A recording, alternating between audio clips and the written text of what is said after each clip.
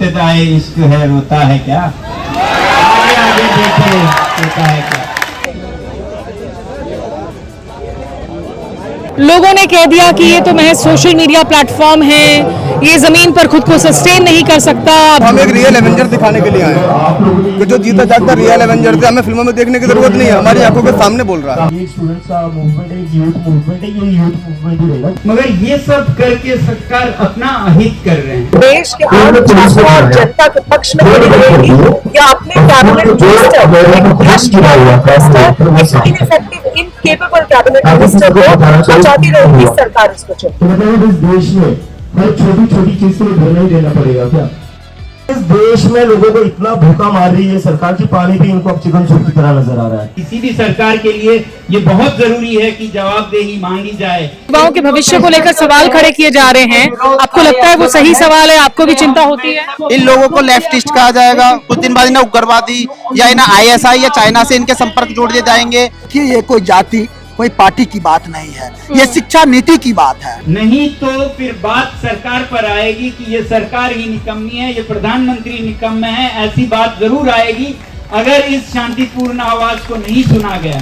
करते हैं नहीं सुनी जाए तो वो भी देश देखे और फिर सरकार के बारे में अपना निर्णय करे कि अगर कोई लोगों की आवाज न सुने तो वो अच्छी बात नहीं है किसी सरकार के लिए।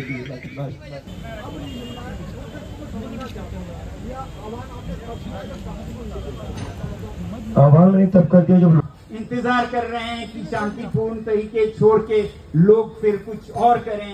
जो शांतिपूर्ण कर रहे हैं उन्हें सफल कीजिए, उन्हें पुरस्कृत कीजिए, हिंसक तरीकों को पुरस्कृत मत कीजिए। यही मेरी अपील होगी सरकार से। धन्यवाद। सर की बात सुनने के बाद मुझे ऐसा लगता है कि मतलब मुझे एक आइडिया है, कल सुबह 11:30 बजे मैं सारी मीडिया को इनवाइट करता हूँ। दिल्ली पुलिस ने जो आज SSC के बच्चों पर लाठियां चलाई और जो अनिकेत पाटिल जो यहाँ चाय बांट रहे थे उनके घर पर रेड मारी, उसके लिए मैं कल खुद दिल्ली पुलिस के लिए गुलाब और चाय लाऊंगा और मैं सारे पुलिस वालों को चाय पिलाऊंगा। तो मैं सारे मीडिया वालों को कल इन्वाइट करता हूँ, 11:30 बजे आप सभी जंतर मंतर आइए। कल मैं खुद दिल्ली पुलिस वालों को चाय पिलाऊंगा, उन्हें चाय बहुत पसंद है, वो रेड मार रहे चाय वालों के घर, तो कल चाय पिला दूंगा मैं उन्हें। लाइट भी काट दी, ठीक है? अब लाइट का मैं कुछ नहीं कर सकता। नमस्कार, आदाब, आपके साथ मैं स्मिता शर्मा हूं और आप देख रहे हैं मेरा YouTube station Smita Sharma journalist. हम आपको लगातार कॉकरोच जनता पार्टी के प्रोटेस्ट से जुड़े हुए रिपोर्ट्स दिखा रहे हैं। हमारे प्लेटफॉर्म्स पर लोगों ने कह दिया कि ये तो महज सोशल मीडिया प्लेटफॉर्म है, ये ज़मीन पर खुद को सस्टेन नहीं कर सकता, अभिजीत दिपके बॉस्टन से आकर क्या ही कमाल कर लेंगे।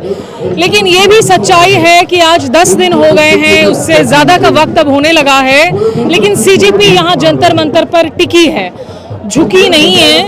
और हर दिन हम देखते हैं कि ये प्रोटेस्ट का मंच ज़्यादा से ज़्यादा संगठित होता है।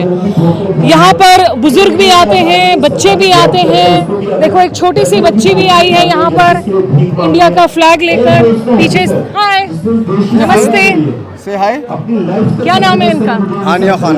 आया, आप इनको लेकर क्यों आए इतनी गर्मी में प्रोटेस्ट ज्वाइन करने के लिए? मैम, हमने कभी अपने वीर अब्दुल हमीद को नहीं देखा, चंद्रशेखर आजाद को नहीं देखा, भगत सिंह को नहीं देखा, तो हम एक रियल एवेंजर दिखाने के लिए आए हैं कि जो जीता जागता रियल एवेंजर थे, हमें फिल्मों में देखने की जरूरत नहीं है, हमारी आंखों के सामने बोल रहा है। तो वही इसी वजह से मैं अपने बच्चों को दिखाने के लिए लेके आया हूँ। यहाँ इतना तापमान है, इतनी ह्यूमिडिटी में लोग पसीने से तर हो रहे हैं। बच्ची की उम्र क्या है अभी? बच्चे की उम्र अभी 1.5 साल है। 1.5 साल है, तो लेकिन फिर भी आप चाहते हैं कि बच्ची भी इसी उम्र से सीखे कि संघर्ष क्या है? बिल्कुल मैम, जरूर। मेन बात मैम, कम से कम 10 से 20 बच्चों ने हत्या कर ली नीट के पेपर की वजह से। हमें भी अफसोस है कि आज का नाम बच्ची है मेरी गोद में है कि आज का नाम ये काट लेगी, लेकिन इसका आने वाला जो भविष्य है वो सुधर जाएगा इस वजह से। आपको उम्मीद है कुछ बदल रहा है इस प्रोटेस्ट में? आप कितने दिनों से आ रहे हैं यहाँ पे? मैम, मेरा ये 3रा दिन है यहाँ पे। रेगुलर तो नहीं, लेकिन डे बाय डे आता रहता हूँ आज का नाम। लेकिन कोशिश यही है कि जब तक कोशिश करेंगे जब भी कुछ आगे होगा, वरना मैम कुछ बदलने वाला नहीं है। देखिए इसकी छोटी सी सर पे जो छोटा सा टोपी है उसमें लिखा हुआ है आई लव माई इंडिया। हाय, गर्मी लग रही है? हाँ मैम कोई बात नहीं, जिंदाबाद। चलिए, देखिए यहाँ पीछे मंच पर सोनम वांगचुक, जो हालांकि सीजेपी के प्रोटेस्ट से पहले दिन से जुड़े हुए हैं। जब इन्होंने दिल्ली में अपना पहला प्रोटेस्ट किया 6 जून, तब भी आए थे सोनम वांगचुक, लेकिन उस दिन चीज़ें थोड़ी असंगठित थी और हमने प्रोटेस्ट में देखा काफ़ी कन्फ्यूजन देखने को मिली। अब वो आकर यहाँ पर हंगर स्ट्राइक में बैठे हैं, आमरण अनशन पर है। अभी कहा है 6 हफ्तों के लिए स्ट्राइक है। काफी जोर मिला है और कल भी हजारों की तादाद में यहाँ पे लोग थे। एक बहुत ही ओवरवेलमिंग रिएक्शन था। लाइक मैंने पहले भी कहा था कि जो रिस्पॉन्स होते हैं it is often in waves, तो जो थोड़ा सा कम था वो अचानक से बहुत ही ज्यादा ऊपर देखने को मिला और सभी तरफ से मैसेजेस आ रहे हैं और सपोर्ट के ऑफर्स आ रहे हैं। वही जो कोशिश कर रहे हैं कि सत्य का आग्रह कर रहे हैं कि उनके अंतरात्मा जाग जाए, तो वो भूख हड़ताल पे बैठे हैं 6 हफ्ते के लिए। तो आई एम श्योर कि थोड़ा सा और उन पे प्रेशर बनेगा। उनकी बकायदा ब्लड प्रेशर, पल्स की चेकअप हो रही हैं। बीच बीच में मीडिया से मुखातिब होते हैं, लोगों के सामने अपनी बातों को रखते हैं। आज भी उन्होंने बहुत सारी बातें कही जिसमें उन्होंने सरकार को कहा कि आप बताइए, हम लोग अगर शांतिपूर्ण तरीके से प्रोटेस्ट कर रहे हैं, आप इन लोगों का साथ देना चाहते हैं या फिर अपने मंत्री को बचाना चाहते हैं? हम लोग शांतिपूर्ण तरीके से प्रदर्शन करते हैं, ये संदेशा ना जाए कि इसका कोई मतलब ही नहीं है कि जब तक आप हिंसात्मक ना हो तब तक सरकार आपकी बात ही नहीं सुनेगी, सुध ही नहीं लेगी। तो ये बातें भी रखी। उनको मैंने पूछा कि भाई अभी कुछ ही दिन हुए हैं, आप जेल से छूट कर आए, आप पर रासुका जैसा एक ड्रकोनियन एक्ट लगा दिया गया और लद्दाख में आप शांतिपूर्ण प्रदर्शन कर रहे थे, लेकिन वहाँ पर भी आपने देखा कि कैसे हालात बिगड़े और उसके बाद आप पर आरोप लगाए गए। उन्होंने कहा कि देखो, अगर कोई माहौल बिगाड़ना चाहे तो वो सरकार कोशिशें कर सकती हैं, लेकिन हम नहीं बिगाड़ेंगे। हम यहाँ शांतिपूर्ण तरीके से प्रोटेस्ट कर रहे हैं और वो जारी रहेगा हमारा। और इसीलिए सरकार को जो बातें कही, आइए आपको हम सोनम वांगचुक की उन बातों को भी सुनाते हैं जो स्टेज से कही। सर, आप अभी कुछ दिन पहले ही जो है जेल से रिलीज होकर आए, आप अहिंसा में यकीन रखते हैं, लेकिन जिस तरीके से लद्दाख में आपके खिलाफ गलत आरोप लगाया गया, रासुका लगाया गया, क्या आपको वो चिंता है कि उस तरह से कभी माहौल को कोई बिगाड़ सकता है, फिर से कोई गलत आरोप आप पर लगाया जा सकता है? माहौल बिगाड़ रही है तो सरकार बिगाड़ रही है, बाकी सब बता देंगे। नहीं, मुझे ज्यादा नहीं कहना है। हाँ, ऐसा पिछले बार किया गया, अब लोग सीख गए हैं कि कैसे हिंसा करवाई भी जा सकती है और आरोप उल्टा उन्हीं पे लगाए जा सकते हैं। मगर ये सब करके सरकार अपना अहित कर रहे हैं, अपना अहित कर रहे हैं। जो लोगों का आधा भरोसा था इस सरकार पर, वो भी खत्म हो रहा है। आखिर ऐसा दिन आएगा जब कोई भी नहीं होगा इस देश में जो भरोसा करेगी। फिर आप कुछ दिन तो बंदूक और लाठियों के बल पे शायद चलाएं, फिर आपको बहुत बुरे हालत में वापस करेंगे लोग। ऐसा दिन ना आए। मैं तो चाहता हूं जो अभी के लोग हैं उन्हीं में सुधार आए। तो इन्हीं चीजों से सीखते हैं लोग। मुझ पे जो आतंकवादी होने के वो लगाए, वो अच्छा हुआ मैं समझता हूँ, क्योंकि इससे लोगों को पता चला कि क्या क्या करते हैं और कितनों के साथ किया होगा। मेरे बारे में तो लोग जानते थे, तो ये अच्छा हुआ मेरे साथ हुआ। धन्यवाद।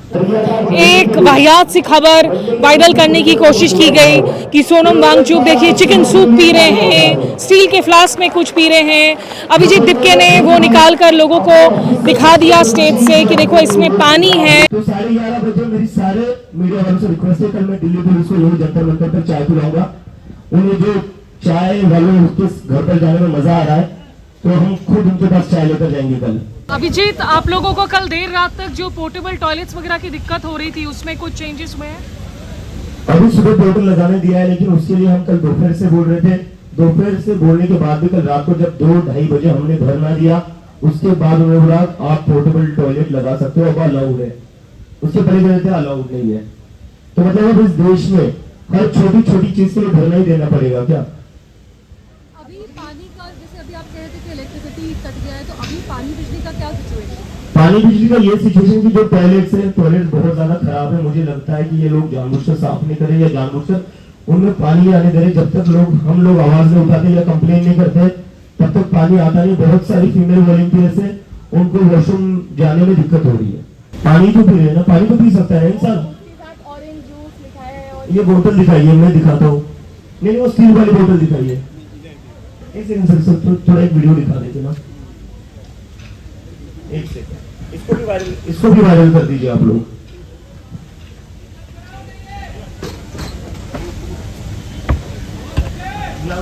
कोई गिलास है? इसमें कल बोला जा रहा था चिकन सूप है, आपको दिखा रहा हूं मैं चिकन सूप।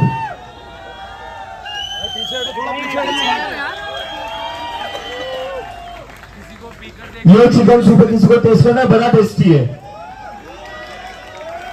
मतलब इस देश में लोगों को इतना भूखा मार रही है सरकार की, पानी भी इनको अब चिकन सूप की तरह नजर आ रहा है।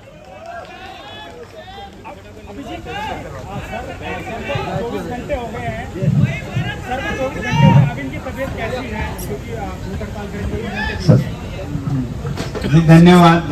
मैं अभी क्या हुआ है? अभी तो कुछ नहीं हुआ है, 36 घंटे हुए हैं। इफ्तिदाए इश्क है, रोता है क्या? आगे आगे देखिए होता है क्या। अभी कुछ नहीं हुआ है, ना ही आगे भी कुछ होगा। होगा तो बहुत अच्छा होगा देश का, उसके बाद सारे सिस्टम सुधारेंगे आप लोग। मगर ये पता नहीं कौन सी मानसिकता इतने नीचे गिर सकता है कि कोई यहाँ जान की बाजी लगाकर उन्हीं के बच्चों को, भाई बहनों को न्याय दिलाने के लिए बैठा हो और वो पानी तक पीने पे ऐसे बातें निकाले। मुझे नहीं समझ आता है। वैसे भी ना उनका दिल है ना दिमाग है, क्योंकि वो सोच सकते हैं कल ही तो बैठा हूँ, कल ही मैं क्यों चिकन सूप पीऊंगा तो शायद तीसरे चौथे पांचवें दिन कह सकते हैं अब कल ही बैठा हूँ 5 घंटे में मैं इस तरह से कुछ पीऊंगा, क्यों पीऊंगा? ऐसा शायद इस तंत्र में ऐसा चल रहा है। हर चीज बोतल में छुपा कर पिया जा रहा है, बांटा जा रहा है, डाला जा रहा है। टेबल के नीचे बहुत कुछ हो रहा है तो सोच रहे हैं कि ये बोतल के पीछे भी बहुत कुछ हो रहा है। तो ऐसे मानसिकता से नहीं सोचिए। हम तो सत्य और अहिंसा पर चलते हैं। कभी आज तक किसी भी अनशन में पानी और नमक के अलावा या मैग्नीशियम, पोटेशियम जो मिनरल्स हैं जो नमक में आते हैं उनके अलावा कुछ नहीं लिया है। और अगर लेना हो तो ये सब क्यों करते? अगर लेते तो फिर 15 दिन में 11 किलो वजन कम कैसे होता? 11 किलो आपको पता है लगभग 1.25 किलो दिन में कम होता जाता है। 1.25 किलो वो चिकन सूप से नहीं होता, पानी और नमक से होता है। आप भी आइए, बैठिए, आपके भाइयों के लिए, बहनों के लिए, तब आप समझेंगे कैसे करते हैं ये। तो सोनम वांगचुक ने क्या बातें कही स्टेज से, पहले आप वो सुन लीजिए और फिर आपको सुनाते हैं जंतर मंतर से कुछ और कॉकरोचेस की आवाज। आप भी अपने आप में अपना कर्तव्य कर रहे हैं, कर्तव्य पे, सत्य पे चलिए। गलत जहां से भी आए उसको ना कहिए और सच्चाई पे आप आगे बढ़िए। यही आपका कर्तव्य है, क्योंकि आपके बच्चे भी शिक्षा में दीन होंगे, उनके साथ भी जो गुजर रही है उसकी आवाज उठ रही है। तो ये मेरी उम्मीद है कि पुलिस एक जनता के हित में और उनसे कोऑपरेट करने के लिए यहाँ सब कुछ करेंगे। मैं तो ये कहूंगा, अभी चाय की बात वो कर रहे थे कि बहुत अच्छा होगा, एक उदाहरण होगा कि चाय दिल्ली पुलिस पिलाए। दिल्ली पुलिस के सौजन्य से यहाँ सबको चाय पिलाया जाए। ऐसा हो तो पुलिस जनता के साथ है। मैं अभी स्विट्जरलैंड में था, मुझे याद आया जब ये बता रहे थे, वहां पर स्पोर्टिंग हो रहा था नदी के किनारे बर्न में, और पुलिस बहुत खड़े थे वहां पर, डरावने लग रहे थे दूर से, मगर पास पहुंचे तो वो सब लोगों को सनस्क्रीन दे रहे थे, सनस्क्रीन महंगी वाले सब लोगों को। मैंने अपने साथी से पूछा ये क्या है, पुलिस ये क्या दे रही है? तो ये सनस्क्रीन पुलिस अपने सद्भावना के रूप में लोगों को देती है। और उस सनस्क्रीन पे लिखा भी हुआ था with best wishes from Swiss police. तो अगर पुलिस का ये रोल है कि जनता के साथ मिलकर उनकी सेवा करना, तो शायद ऐसे चाय जो यहाँ पर डोनेट कर रहे हैं उनको बाधा डालने के बजाय पुलिस चाय पिलाए तो वो फिर हमें भारत महान बनाएगी, विश्व गुरु बनाएंगे। क्रीम तक देना तो स्विस पुलिस कर रही है, आप उससे आगे बढ़कर रोज चाय पिलाइए। इस तरह का हमारा नाता हो तो युवा देश निर्माण में रत होगी ना, नहीं तो उनको और आप उकसाएंगे तो उससे तो कुछ अच्छा होने वाला नहीं है। जो यहाँ पर आप नहीं कर रहे हैं तो और लोग कर रहे हैं, तो उनका तो धन्यवाद करिए। कोई ऐसा यहाँ गलत देश विरोधी तो कुछ हो नहीं रहा है। शिक्षा में जवाबदेही की ही तो मांग हो रही है, तो ये कितना गलत है। किसी भी सरकार के लिए ये बहुत जरूरी है कि जवाबदेही मांगी जाए। आपके लिए कड़े कदम उठाना आसान होगा अगर लोग इतना शोर मचाएं तो, नहीं तो आप अपने मंत्रियों का शक्ल चेहरा देखकर उनसे नरम रुख अपनाने पर मजबूर होंगे, क्योंकि जनता कुछ नहीं कह रही है।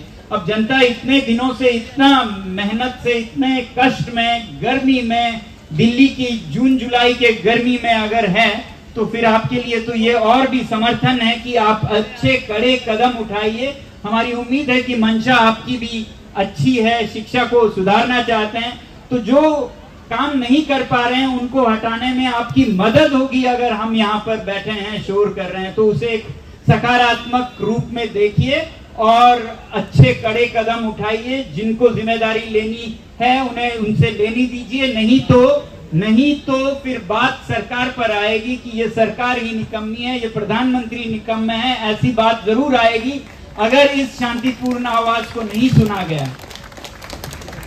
तो अच्छा ये होगा कि ऐसे सभ्य आवाजों को सुनकर सहानुभूति से, संवेदनशीलता से परिवर्तन लाया जाए, तो फिर सभी लोग सरकार के कायल होंगे, उनके समर्थक बनेंगे।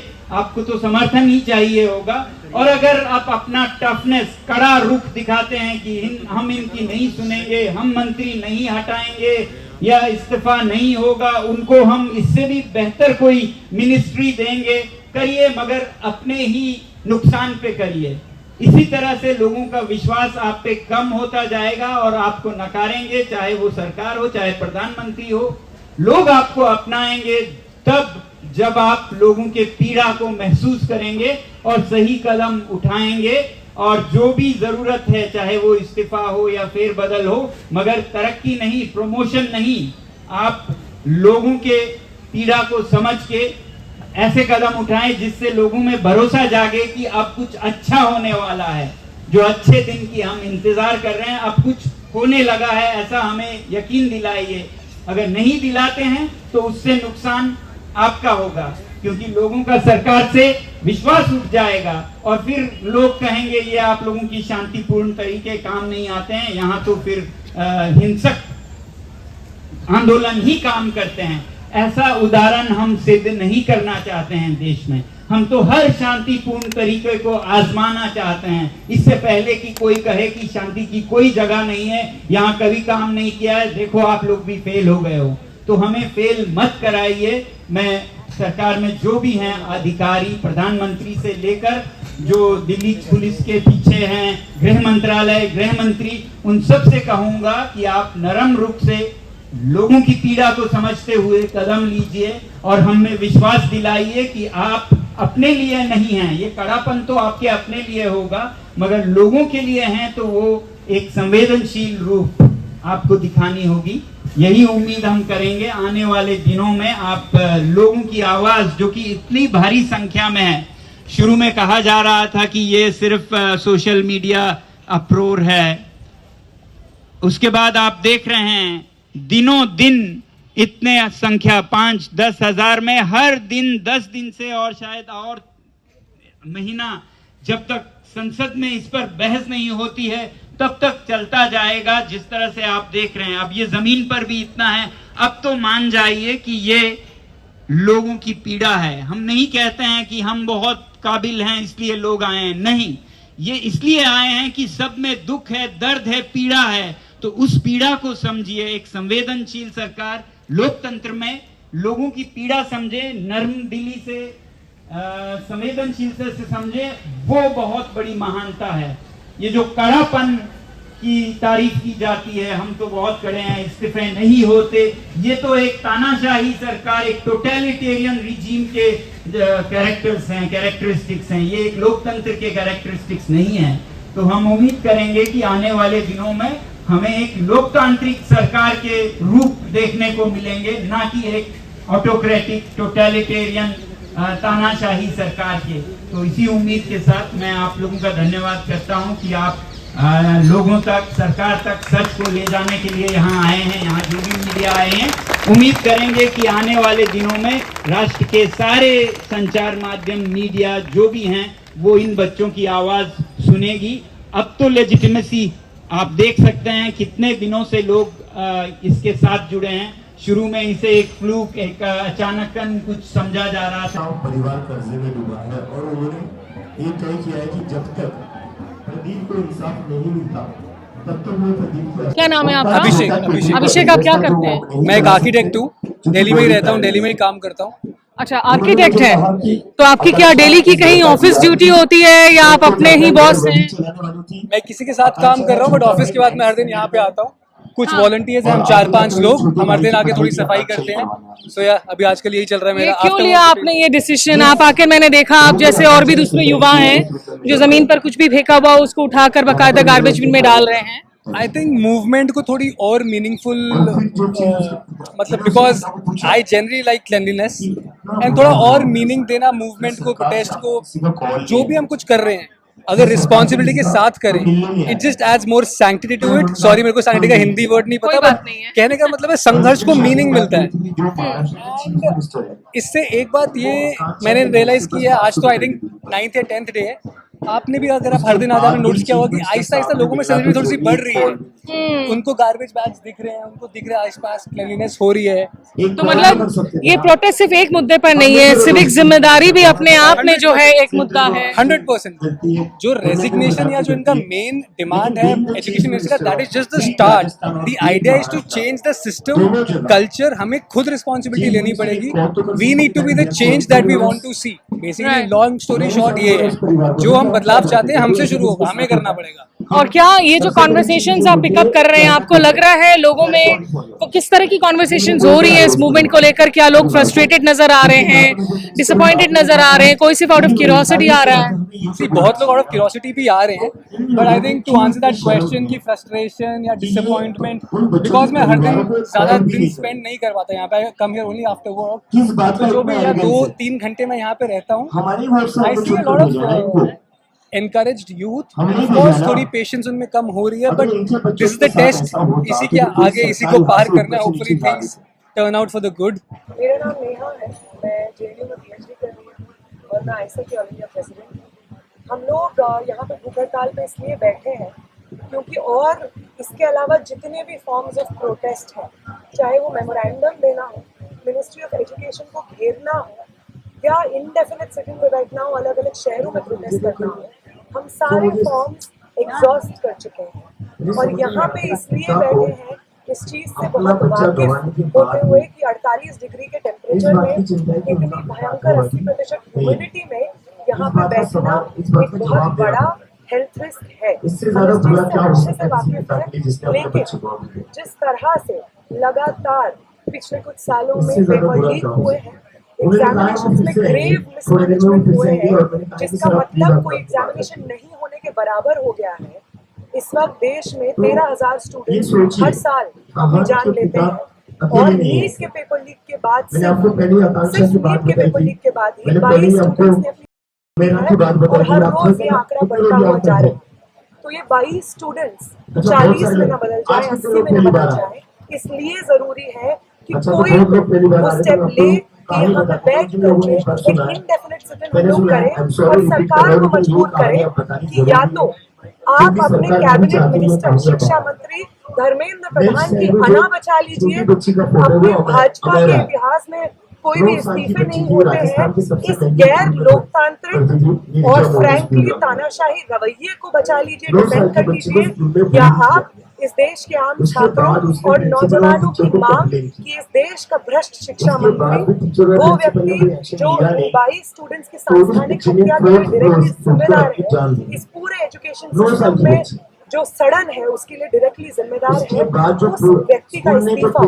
तो आज सरकार ये चुने कि वो इस देश के आम छात्रों और जनता के पक्ष में खड़ी रहेगी या अपने कैबिनेट मिनिस्टर, एक भ्रष्ट कैबिनेट मिनिस्टर, एक इनइफेक्टिव, इनकेपेबल कैबिनेट मिनिस्टर को बचाती रहेगी। सरकार इसको चुने। मेरा नाम ऋषिकेश है। मैं अभी पीएचडी कर रहा हूँ जवाहरलाल नेहरू यूनिवर्सिटी जेएनयू से, और मैं वहाँ पर एक बाराक हॉस्टल का प्रेसिडेंट भी हूँ। आपने हंगर स्ट्राइक में शामिल होने का फैसला क्यों लिया और क्या उम्मीदें हैं? आप कितने दिन तक बैठे हैं हंगर स्ट्राइक पर? तो हम लोग का फैसला जो है ये कोई इतना मुश्किल डिसीजन नहीं था, जो क्योंकि इस चीज़ से हम लोग सभी लोग जूझ रहे हैं। क्योंकि इस मूवमेंट से शुरू होने से पहले हम लोग यहाँ पर एक और प्रोटेस्ट था जंतर मंतर पे, और ये मूवमेंट शुरू होने के पहले दिन से ही हम लोग लगे हुए हैं। पर CJP का प्रोटेस्ट हुआ 6 जो जून को, फिर उसके बाद दिल्ली में अलग अलग जगह पर हम लोगों ने कैंपेन किया। फिर यहाँ पर जब 20 जून को शुरू हुआ, फिर यहाँ पर भी हम लोग रहे हैं। और जो है पहले की भी चीज़, मैं 11-12 में क्लास 11-12 में PGT फिजिक्स पढ़ाया भी हूँ, और मैं पराग अवसर का प्रेसिडेंट होने के नाते मैं ये जो फंड कट है, करप्शन है, इन चीज़ों से जूझ भी रहा हूँ। तो ये कोई मुश्किल डिसीजन नहीं था, ये स्पॉन्टेनियस डिसीजन था कि आप लोग एटलीस्ट अगर कुछ कर सकते हैं तो इस मूवमेंट को एक नेक्स्ट स्टेप तक लेके जा सकते हैं। और नेक्स्ट स्टेप हम लोग का ये हंगर स्ट्राइक है। कहाँ से आई हैं आप? हम जिला बुलंदशहर सिकंदराबाद से। सिकंदराबाद से आई हैं। यहाँ क्यों आपको लगा कि यहाँ आना जरूरी था? यहाँ आना जरूरी था ये कि देश के लिए, बच्चों के लिए हमें अच्छा लगा आना यहाँ पे। जबकि मैं दवाई लेने आई हूँ, लेकिन मेरा भाई मुझे यहाँ लेके आया है। भाई क्या करता है? भाई पढ़ता है। जी, मेरा नाम सनी कुमार है और हम बुलंदशहर से आए हैं। आप क्या करते हैं? जी, क्या करते हैं आप? जी मैं तो काम करता हूँ, बस काम करते हैं। हाँ, अपना ही काम आप अपनी दीदी को भी ये दवाई लेने के लिए आई थी, उनको आप लेकर आए, क्यों आप यहाँ आना चाह रहे थे? यही कि देश में जो व्यवस्था चल रही है वो बहुत ज्यादा गिरी हुई व्यवस्था चल रही है, और जो जिस व्यवस्था ने हर एक भारतीयों को खत्म करने की कगार पे है, इस वजह से आए हैं हम यहाँ पे लेने। आपके अपने बच्चे हैं? कितने बड़े हैं वो? एक 25 साल का है, एक 22 साल की और एक 18 साल की बेटी। यहाँ जो बच्चों के, युवाओं के भविष्य को लेकर सवाल खड़े किए जा रहे हैं, आपको लगता है वो सही सवाल है? आपको भी चिंता होती है?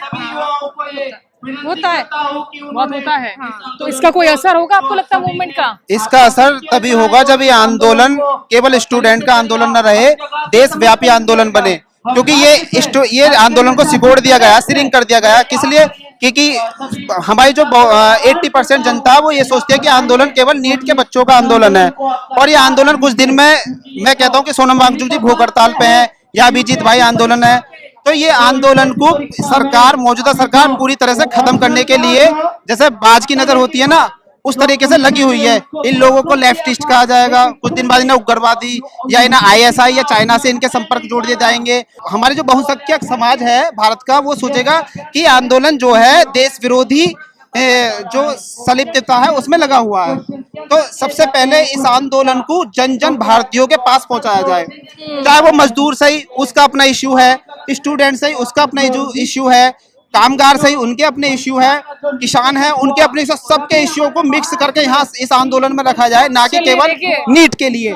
देश की जनता जो है बहुत सचेत हो रही है, अब उनको भी पता लगने लगा है कि कैसे कैसे सरकार कोई भी अपने हक की बात करे तो उस पर लेबल लगा देता है, उसको देशद्रोही करार दे देता है। कौन है देशद्रोही मैडम?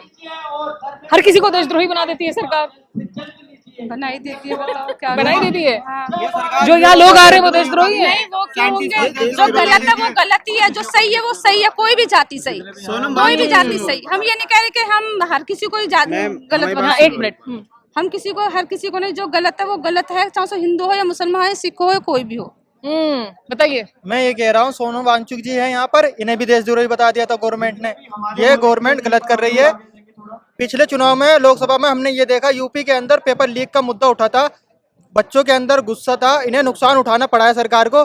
जब भी समझ में नहीं आ रही सरकार को बात है ये कि इनकी सीटें कम आई हैं, आने वाले चुनाव में जैसे ये पीक वर्तमान में और फ्यूचर में लीक होते जा रहे हैं, सरकार को नुकसान उठाना पड़ेगा। युवा इन्हें वोट नहीं देगा, ये गवर्नमेंट गिर जाएगी। ठीक है, घमंडी गवर्नमेंट हो रही है, मिलोनी चॉकलेट खेल रहे हैं ये मोदी जी, गवर्नमेंट प्रधानमंत्री जी। ऐसा गलत बात है, ऐसा नहीं करना चाहिए। देर रात तक कभी कभी ड्रामा चलता है, हंगामा होता है, जब अभिजीत दीपके कहते हैं कि देखो भाई पोर्टेबल टॉयलेट नहीं लगाने दे रहे हैं, पानी की सप्लाई कट कर दे रहे हैं, यहाँ लोग अनशन पर बैठे हुए हैं, कुछ JNU के स्टूडेंट्स भी अनशन पर बैठे हुए हैं, सोनम वांगचुक अकेले हंगर स्ट्राइक पर नहीं है।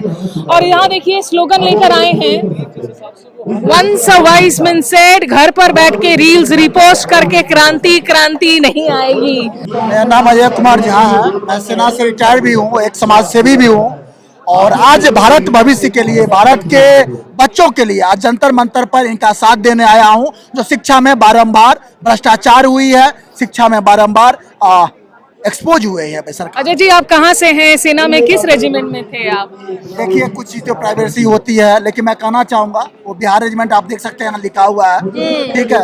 और सेना के पैदल सेना से मैं था। यहाँ पर जो बच्चे आ रहे हैं, माँ बाप आ रहे हैं, युवा आ रहे हैं, देश में एक अजीब सी नैरेटिव की लड़ाई चल पड़ी है। कोई सवाल पूछता है, हक मांगता है तो उसको देशद्रोही करार दिया जाता है। अब सैनिक सबसे अच्छा जानता है कि कौन देशभक्ति है, क्या देशद्रोही है। आप कैसे देखते हैं इन आरोपों को? नहीं, बिल्कुल देखिए, यहाँ पर जो भी लोग पधार रहे हैं, सैनिक तो सीमा पर सुरक्षा करती ही रहती है और हम उन सभी भारत के लोगों का अभिवादन करते हैं। तो चाहे अपने किसी के ऊपर सवाल कर रहे, लेकिन अपने सेना के ऊपर सवाल नहीं कर सकता, सेना के ऊपर सवाल नहीं कर सकता।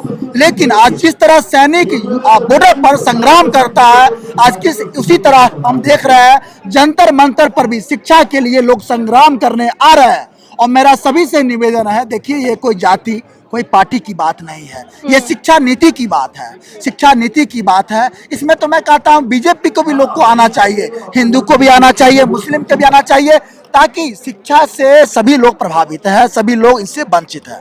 देखिए, ये एक जरूरी मैसेज है एक पूर्व सैनिक की तरफ से कि आप अपनी राजनीति अलग रखिए, बच्चों के भविष्य के साथ जो खिलवाड़ हो रहा है उसको बंद करने के लिए यहाँ पर आइए और आवाज को बुलंद कीजिए। कॉकरोच जनता पार्टी का फ्लैग भी बिल्कुल आ चुका है। सफेद फ्लैग में कॉकरोच जनता पार्टी लहराते हुए तिरंगे के साथ साथ एक ये युवा लेकर आ गए हैं। कॉकरोच जनता पार्टी का फ्लैग बिल्कुल सफेद में जो है शांति के मैसेज के साथ। जी बिल्कुल, हम लोग बिल्कुल शांति प्रोटेस्ट कर रहे हैं, शांति ढंग से। और सरकार से बस एक ही मांग है कि जो भी हमारा ये धर्मेंद्र प्रधान जी को इस्तीफा दे उनको, क्योंकि अगर वो अपना काम सही से नहीं कर पा रहे तो उससे अच्छा है वो उससे पद से छोड़ दे और किसी काबिल को उसकी जगह में रखा जाए। प्रधानमंत्री को कोई मिल नहीं रहे हैं क्या काबिल कि उनको हटा सके कैबिनेट से? बिना प्रधानमंत्री के तो वो कैबिनेट में बने नहीं रह सकते। देखिए, प्रधानमंत्री को तो खुद ही स्वयं आना चाहिए यहाँ पे और हम लोगों के जो मुद्दे हैं उनको उठाना चाहिए और उन पे जल्द से जल्द फैसला करना चाहिए, क्योंकि काफी दिन से प्रोटेस्ट चल रहा है, आप सब देख ही रहे हो।